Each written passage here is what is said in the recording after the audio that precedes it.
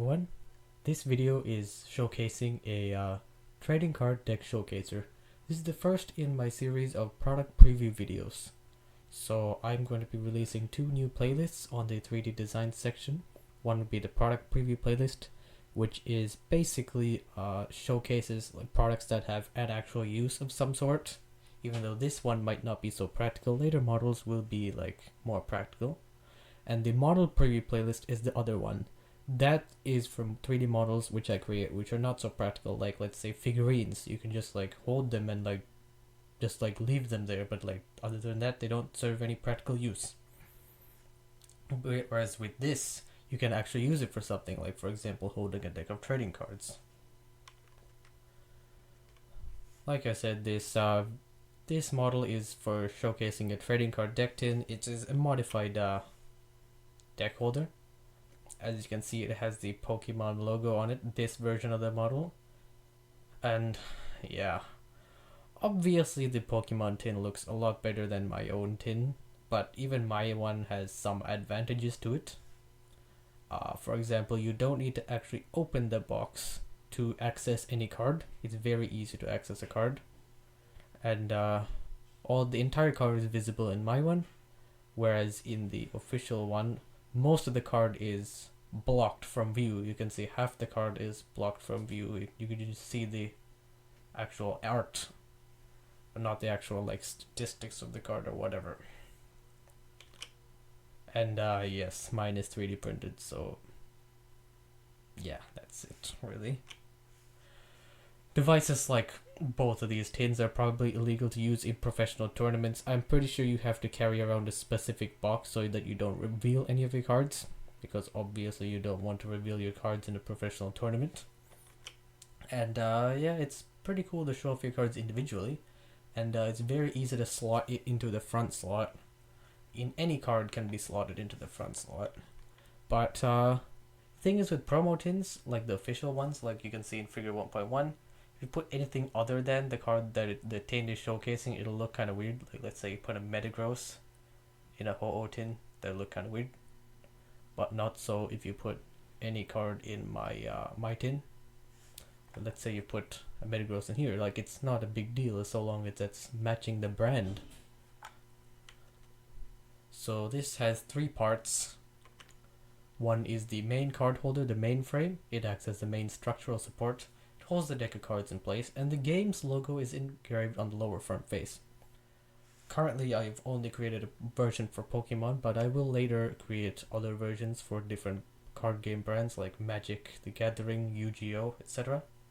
The card holder is the other main part of the Pokemon the trading card deck box. It holds the showcase card in place without blocking the card, much of the card's edges. It's attached to the front of the main frame, and it doesn't take that long to print. This is the card holder supports attached to each side of the card holder. You're probably wondering that why I didn't attach them to the main card holder like this, like directly onto the corners. That's probably because it will collapse. There has to be a gap for the card to slot under these. And 3D printing just doesn't work like that. You can't print on thin air. So that's why you have to print them out separately and superglue them, as in the instructions. First, you have to slice the files using slicer software like Cura. Then you have to superglue the pieces together. See, look at this. This is the original, and this is how you put them together. You have to put each corner onto the end. Put each corner onto the end, and you have to slot in. There's a hole in the card holder where you can slot in like a card, or in this case you can slot in some cardstock which you don't need.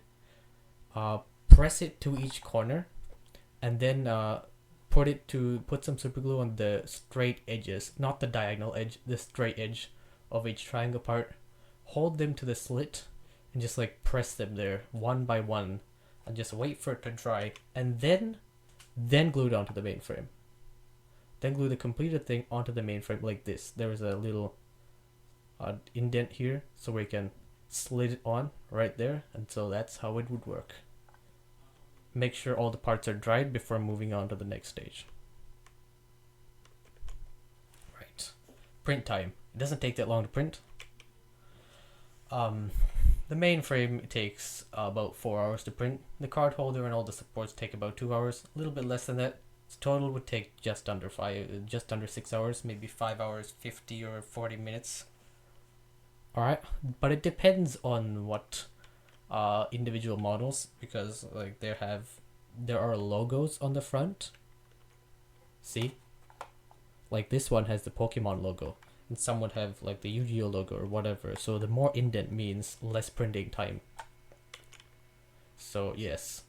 And also the reason why I can't use this for another deck, like aside from the logo, is because different logos have different trading card games have different numbers of cards. And the cards might even be different thicknesses, which can factor into the thing. And the cards might even be different sizes, too. Like, that's not likely, but that could be possible. So I will release separate models with different dimensions and logos for other popular trading card games, and they will be released soon. Alright, so we're just about done this video. So yeah, figure 3 and 3.1 is the deck showcase with the deck inside it. That's my own personal deck. It's not my main deck. It's like a sort of like a backup deck, Pokemon deck. I have more powerful Pokemon than this. And here's one with it, and here's one without it. And yeah, here's the same thing but from a different view. There's not really much else to show. It's not a really useful thing to make in retrospect, but I just wanted to make it because I just had the idea for this and I was like, why not? Here's the drive link. Here's the drive folder with all the parts included. This drive link only redirects you to the Pokemon model, and as I said, later models will be included. Just go to the main folder. This is subfolder, so the main folder will have all the trading card games. So yes, that's about it. More product previews are coming soon, and have a great Saturday. And just to let you know, all my uploads are every Saturday, and sorry for missing out. Last Saturday I was really busy with school and stuff, so yeah. Anyways, if you're still here, which I don't think you are, if you're still here, I'll tell you a little bit something about the Pokemon model, the one that I was creating right now. This model gave me the most grief out of any 3D printed model. Funny story. So, my previous video, the one where I built a multiplication table set, yeah? Well, before that, I kind of left my 3D printer alone for a bit. Like 2 years. No, not 2 years. Like a year, I didn't print anything. And then I just started printing like a ridiculously intense model.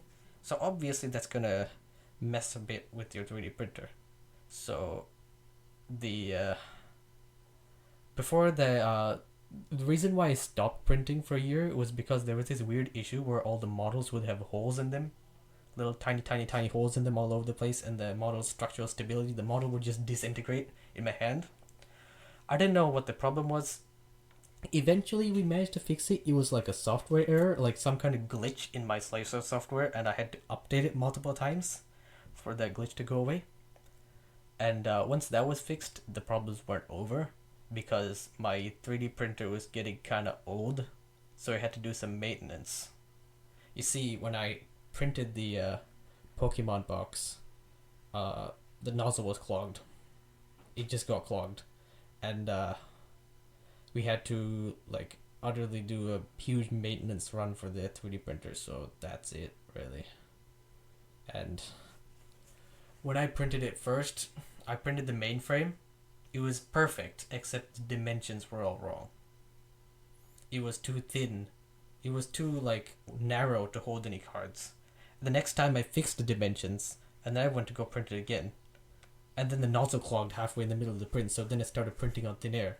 And then I finally printed it properly. So that's the story of my 3D printing shenanigans. Alright, so a new video is coming soon, as I said. More product previews, as well as a video on 3D printer maintenance. Alright, have a great Saturday. See you next.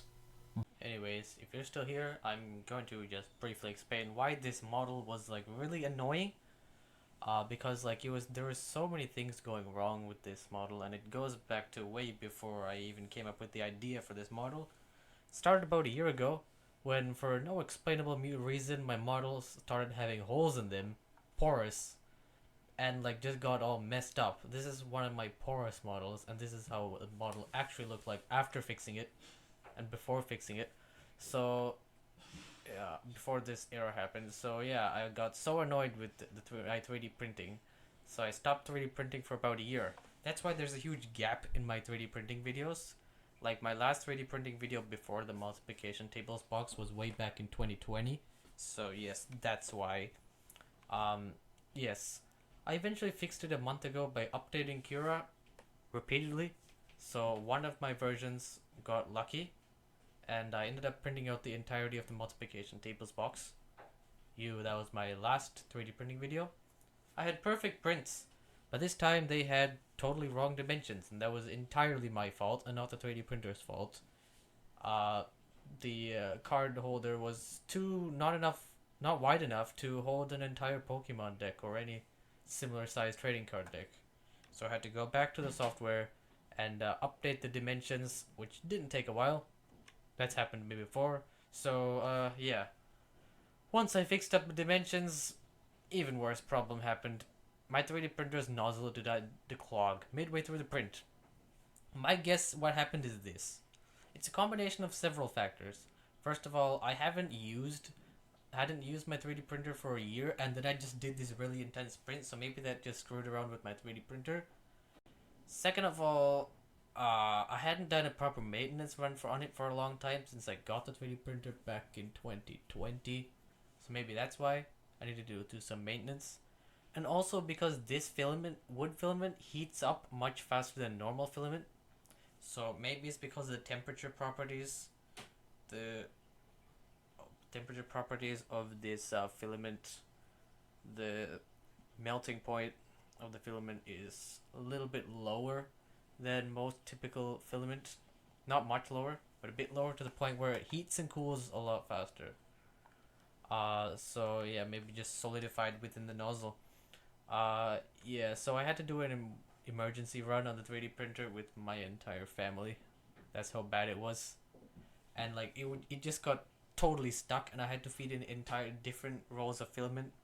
We had to stick a needle up the nozzle and just jam it in there, uh, and pull it out.